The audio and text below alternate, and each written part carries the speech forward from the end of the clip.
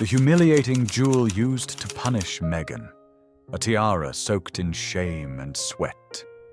At the wedding of the century, Meghan Markle wore something every queen had avoided. For 65 years, this piece gathered dust in the vaults. It was shunned. They were ashamed of it. No one dared touch it. And when Meghan appeared before the world wearing it, a real scandal erupted. Why was this tiara brought out specifically for her? What's so terrible about its history?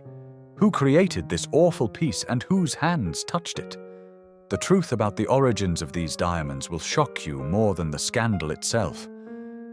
May 19th, 2018. St. George's Chapel at Windsor. The entire world held its breath before their screens. Meghan Markle appeared in the doorway, and on her head shone something incredible. Platinum. Millions of diamonds. Art Deco style in its absolute perfection. Those present gasped. Cameras captured every facet of this magnificence. But here's what's interesting. This wasn't the tiara the bride initially chose. Not at all. And behind this choice lies a story stretching back over a century. A story of love, power, and one incredible gift. To understand how an ordinary brooch transformed into royal treasure, we need to turn back time far into the past. July 1893, Princess Victoria Mary of Teck prepares to marry Prince George, Duke of York. The wedding of the century. Gifts pour in from all corners of Britain, but one stands out particularly. The Earl Brownlow, Lord Lieutenant of Lincolnshire, comes up with something unusual. He reaches out to all residents of the county, to nobles, clergy, ordinary people. The idea is simple yet brilliant. Collect money from everyone and present the princess with a worthy gift. In the name of an entire county. June 1893. An appeal appears in the Lincolnshire Chronicle. Earl Brownlow requests assistance in creating something truly special. The response exceeds all expectations. Companies donate. Aristocrats donate. The Marquess of Exeter, the Earl of Ancaster, the Earl of Lindsey, the Earl and Countess of Yarborough, the Dowager Countess of Yarborough. Ordinary people donate, whose names will later be published in the same newspaper. The list grows day by day. And here it is, created. A masterpiece of jewelry craftsmanship, a cluster brooch. At the center, a large diamond in a collet setting. Around it, 9 sparkling stones, and between them, a scattering of smaller diamonds. Simple yet luxurious. Modest yet majestic. The case is also thoughtfully designed. Lincoln green glass. On it, the county's coat of arms, and lines from the late Lord Tennyson, Lincolnshire's great poet. Heaven bless them. Marriages are made in heaven. July 5th, 1893. The day before the wedding, Lord and Lady Brownlow head to Buckingham Palace. Excitement, anticipation. In their hands, that very case. Princess Mary receives them. Beside her stand her parents, the Duke and Duchess of Teck. The case opens. The brooch sparkles in daylight. The gift was most graciously received and aroused tremendous admiration from Her Serene Highness, who expressed her deep gratitude for the kind and devoted feelings that prompted her to make this gift. The Chronicle would write. And then something interesting happened. The brooch is displayed publicly alongside other wedding gifts.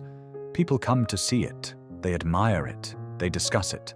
The Pall Mall Gazette publishes enthusiastic reviews. Weeks pass. The Lincolnshire Chronicle prints a complete list of those who donated to create the brooch. Names, surnames, amounts. Everyone who contributed is immortalized in history. The brooch receives a name, County of Lincoln, and begins its life in the royal collection. Mary wears it in a special way, not on her dress, like an ordinary brooch. No. She pins the jewel at the neckline, near her throat. That's where it looks most striking. Portraits from the 1950s capture the brooch in precisely this position. May 1950, Queen Mary and Queen Elizabeth, the Queen Mother, visit an exhibition at the Royal Academy in London. Photographers capture the moment, the brooch in its place, gleaming as on the first day. 1910 brings change. Prince George becomes King George V. Mary becomes Queen. The brooch transforms from a bride's gift into the jewel of the Queen of Great Britain. Years pass, decades. The brooch remains Mary's favorite piece, but the Queen has a creative nature, and a plan is taking shape. 1932. Queen Mary makes a decision that will change the brooch's destiny forever. She approaches the famous jewelry house Garrard with an unusual commission. Imagine the scale of the concept. Take a modest brooch, gifted almost 40 years ago, and transform it into a royal tiara. Not just any tiara, a bandeau, a piece in Art Deco style that would look modern and fresh. The Garrard masters accept the challenge. They create a flexible band of 11 sections. Platinum, large and small diamonds, geometric patterns perfectly capturing the spirit of the era. The County of Lincoln brooch becomes the central element of the composition. But the most brilliant part is in the details. The cluster style of the original brooch is repeated in smaller diamond clusters on both sides of the tiara.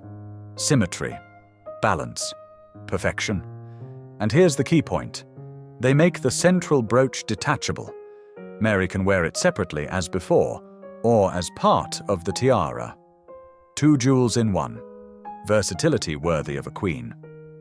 The next owner would change the jewel's fate, but for now Mary continues wearing her new tiara. At receptions, at official events. Sometimes she removes the central brooch and pins it to her dress. The flexibility of use is remarkable. June 1951, the Odeon Theatre at Marble Arch in London. The premiere of the film Lavender Hill Mob, red carpet, camera flashes. And Queen Mary, majestic and beautiful, with the diamond bandeau tiara on her head. She's accompanied by Field Marshal Bernard Montgomery, by then the first Viscount Montgomery of Alamein. They walk along the lined-up guests. Mary smiles, greets director Charles Crichton, exchanges pleasantries. The tiara sparkles in the spotlight. No one knows this is one of her last public appearances. No one suspects the story is approaching its interim conclusion. March 1953. Queen Mary leaves this world. She was 85, lived a long, full life, witnessed the empire's transformation, survived 2 world wars, wore the crown with dignity. In her will, a clause about the tiara. Mary leaves it to her granddaughter, Queen Elizabeth II. A symbolic transfer, from queen to queen, from grandmother to granddaughter. And now, the most incredible part. The tiara goes into the royal vaults and disappears. 65 years, more than half a century, not a single public appearance. Not one photograph. As if it never existed. Queen Elizabeth II owns an enormous tiara collection. Her choice is vast. Queen Mary's bandeau remains unused, lies in its case, waits for its moment. Decades pass. The 1960s, 70s, 80s, 90s, 2000s, 2010s. The tiara remains silent, keeps its story, remembers Queen Mary's hands, remembers the flashes at the 1951 premiere, and then a new heroine enters this story. Meghan Markle, American actress, Prince Harry's bride-to-be, preparing for a royal wedding, needs to choose a tiara. The Queen opens the vaults, shows options. What happens next is the subject of much debate and discussion. Meghan's initial choice was a different tiara, completely different. But ultimately she appears at the wedding wearing Queen Mary's bandeau, May 19, 2018, St. George's Chapel. 65 years later, the tiara sees light again, sparkles again before thousands of eyes. Becomes part of a royal wedding once more. The circle closes. In 1893, the brooch was a wedding gift to Princess Mary. In 2018, the tiara created from this brooch adorns another bride. 125 years of history. From a simple gift from Lincolnshire residents to royal treasure. Photographs captured the significant moment. Meghan in her wedding dress, veil, and the bandeau tiara, whose geometric lines perfectly complement the look. Platinum and diamonds play in the sunlight. The Art Deco style sounds as contemporary as it did in 1932. After the wedding, exhibitions are arranged. First at Windsor Castle, then at the Palace of Holyrood House in Edinburgh. People come to see the wedding attire of the Duke and Duchess of Sussex, and of course the tiara. Lines, admiration, thousands of selfies. June 2019. The final exhibition closes. The tiara returns to the vaults. Silence again, waiting again. But now it carries another story within it. Meghan's story. The story of a wedding that captivated the world. It adds another layer to its multi-layered biography. A brooch from the people of Lincolnshire.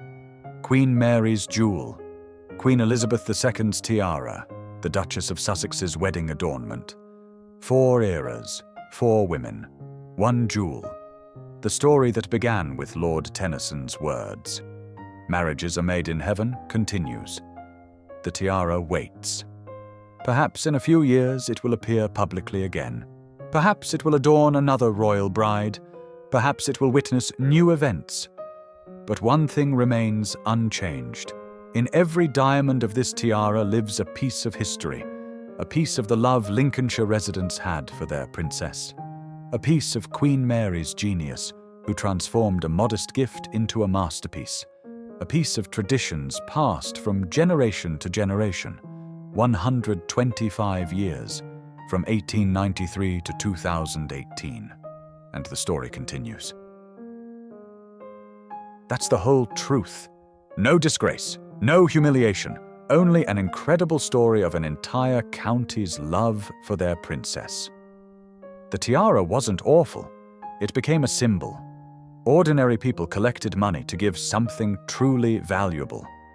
And Queen Mary transformed a modest brooch into a masterpiece that survived a century. For 65 years, the tiara waited for its moment and found it at Meghan's wedding. Isn't that beautiful? If this story touched you, give it a like. Subscribe to discover more secrets of royal treasures. Hit the bell notification. You'll get stories that give you goosebumps. Soon I'll share stories of other jewels whose destinies intertwined with queens. Until we meet again.